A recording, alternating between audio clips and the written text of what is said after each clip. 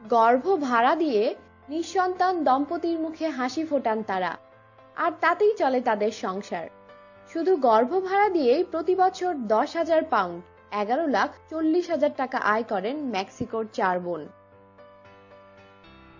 মেক্সিকোর টাবাস্কো রাজ্যের 4 বোনকে নিয়ে একটি প্রতিবেদন প্রকাশ করেছে যুক্তরাজ্যের দৈনিক ডেইলি মেইল।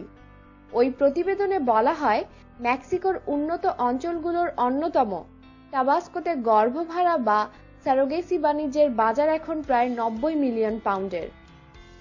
সেখানে হার্নান্দেজ বোনেদের মতো অনেকেই গর্ভ ভাড়া দিয়ে রুজি যোগান। ওই 4 বোন ডেইলি মেইলকে জানান, গর্ভ ভাড়া দিয়ে তারা 9 মাসে যা রোজগার করেন সেই পরিমাণ অর্থ আয় করতে তাদের ভাইদের 20 বছর সময় লাগবে। হার্নান্দেজ বোনেদের সবচাইতে বড়জন মিলাগ্রোস, বয়স 30। তিনি জানান, তার হাত ধরে বাকি 3 বোনের এই ব্যবসায় আসা। এখন মার্থা, বয়স 29, মারিয়া, বয়স 27 এবং পাউলিনা, বয়স 22 এই ব্যবসায় বেশ আয় করছে। মিলাগ্রোস আরও বলেন, প্রতিটি নারীর কাছে তার সন্তান অমূল্য ধন, কিন্তু আধুনিক যুগে সন্তান ধারণে অক্ষম নারীদের মা হওয়ার ধরন পাল্টেছে। যতদিন এগুচ্ছে প্রযুক্তি ততই মানুষের অপূর্ণতাকে পূর্ণতার দিকে নিয়ে যাচ্ছে। তাই জমি ভাড়া নিয়ে ফসল উৎপাদনের মতো মায়ের গর্ভ ভাড়া নিয়ে সন্তান উৎপাদন আজ আর অবাক হওয়ার কোনো বিষয় নয়। মিলাগ্রোস জানান, নিঃসন্তান দম্পতিদের সন্তানের জন্য একটি ব্যবস্থা গর্ভভাড়া বা সারোগেশন। সারোগেশনের অর্থ হল গর্ভধারণে অক্ষম মায়ের ভ্রূণ শুক্রাণু প্রতিস্থান করে সন্তান লাভ। তবে ইউরোপ যুক্তরাষ্ট্রে সারোগেশনের ব্যয় খুব বেশি, আর তাই ইউরোপ যুক্তরাষ্ট্রের সন্তান ধারণে অক্ষম নারীরা সারোগেশনের জন্য উন্নয়নশীল দেশগুলোর দিকে ঝুঁকছে বেশি।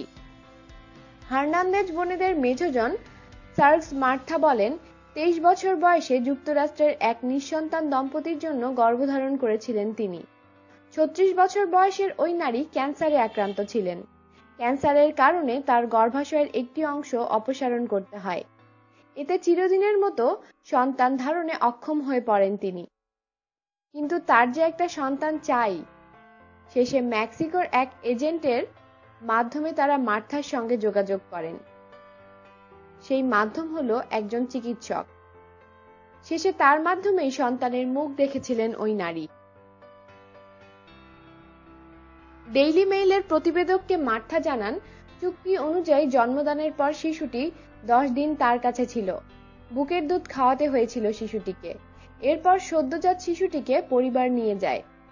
হার্নান্দেজ বোনেদের আরেকজন বলেন, এটা তাদের পারিবারিক ব্যবসায় পরিণত হয়েছে, যদিও তা 4 দেওয়ালের বাইরে বলার মতো বিষয় নয়। মার্থা জানালেন, গর্ভধারণের বিষয়ে কখনো কখনো অভিযোগের শিকার হতে হয়। বর্তমানে এক ফরাসির 4 মাসের শিশুকে গর্ভে নিয়ে বেড়ানো এই নারী বলেন, একবার প্রতিবেশীরা আমাকে শিশু পাচার চক্রের সঙ্গে জড়িত বলে সন্দেহ করেছিল। আমরা কোনো অন্যায় করছি না, কিন্তু আমরা 4 বোনই বেকার, অবিবাহিত মা, যারা আমাদের ভবিষ্যৎ নিয়ে ভাবছি। দক্ষিণ আমেরিকার দেশগুলোতে গর্ভ ভাড়া দেওয়া আইনত অবৈধ, তবে ওই অঞ্চলের দরিদ্র নারীদের অভাবের সুযোগ নিয়ে তাদের দিয়ে এই কাজটি করিয়ে নিচ্ছেন চিকিৎসকেরা। আর পরিবারের আর্থিক স্বাচ্ছন্দ্য আনতে নিজেদের গর্ভ ভাড়া দেন দরিদ্র নারীরা। আর এই দরিদ্র নারীদের দিয়েই ব্যবসা করে যাচ্ছেন এক শ্রেণীর ব্যবসায়ী ও বেসরকারি হাসপাতাল। কিন্তু এই যে এত টাকার বাণিজ্য হচ্ছে, তার খুব সামান্যই পাচ্ছেন গর্ভ ভাড়া দেওয়া নারীরা। শুধু তাই নয়, এসব নারীরা দরিদ্র ও অল্প শিক্ষিত হওয়ায় অনেক সময় তাদের না জানিয়ে স্বাস্থ্যের জন্য ক্ষতিকর সিদ্ধান্ত নিয়ে থাকেন চিকিৎসকরা।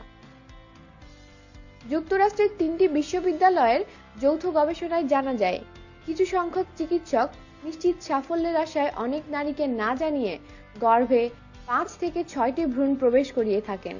অথচ চিকিৎসা শাস্ত্র বলছে এটি ঠিক নয়। এক্ষেত্রে গর্ভ ভাড়া দেওয়া নারীর জীবন হুমকির মুখে পড়তে পারে। রকমারি খবর জানতে আমাদের সাথেই থাকুন আর অবশ্যই সাবস্ক্রাইব করুন।